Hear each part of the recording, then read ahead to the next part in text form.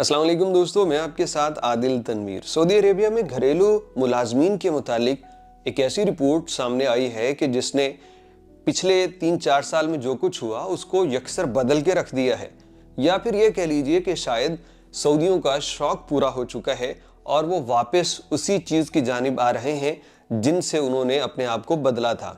अब आप कहेंगे कि ये क्या बातें किए जा रहा हूँ, ज़रा सुनिएगा। सऊदी अरब में जब ख़वातीन को गाड़ी चलाने की इजाज़त मिली तो उसके बाद आमतौर पे ये समझा जाता था कि अब सऊदीया में हाउस ड्राइवर की जॉब तो गई, और अगर बचेंगे भी तो 100 में से शायद 10 बचेंगे। और ऐसा ही था, बहुत से हाउस ड्राइवर गए उनके काम, क्योंकि अब ख़वातीन खुद गाड़ी चला रही हैं। लेकिन हैरान कुन तौर पे पिछले 1 साल में, ये जो आज आखिरी दिन है 2023 के अंदर, सऊदी अरब के अंदर 1,60,000 से ज्यादा घरेलू मुलाजमीन बढ़े हैं, वो आए हैं। तो ये एक बहुत बड़ी तादाद है जिसके अंदर खुद्दामा है, दूसरे साइक खास है, आमिल है, या वो साइक जो हारिस है बिल्डिंग का, वो सारे डोमेस्टिक वर्कर्स शामिल हैं। लेकिन इसके अंदर हम स्पेसिफिकली बात करेंगे हाउस ड्राइवर की, यानी साइक खास की।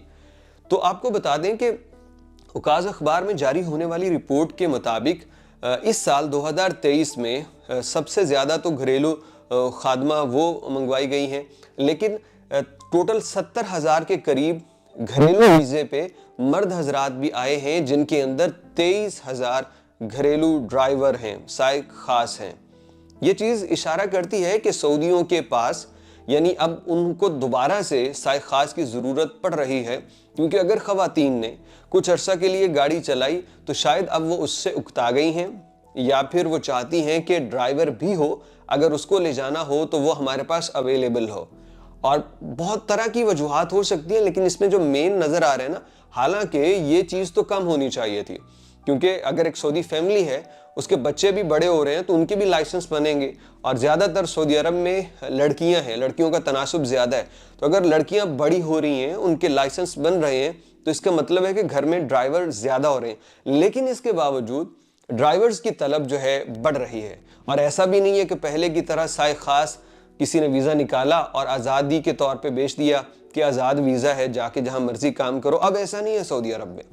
साइक खास का वीज़ा पहले तो बड़ी मुश्किल से मिलता है, प्रूफ करना पड़ता है कि इस बंदे को साइक खास की ज़रूरत है।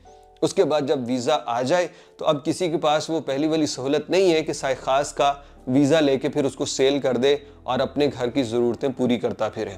तो अब इसमें देखा यह जा रहा है कि शायद दोबारा से सऊदी अरब में साइक खास की वो जो ड्यूटी थी और वीज़े थे, वो दोबारा सऊदी पलट रहे हैं, और वो जो पहले छुट्टी करवा चुके थे, दोबारा से उनको ड्राइवर चाहिए अपने घर के लिए, फैमिली के लिए।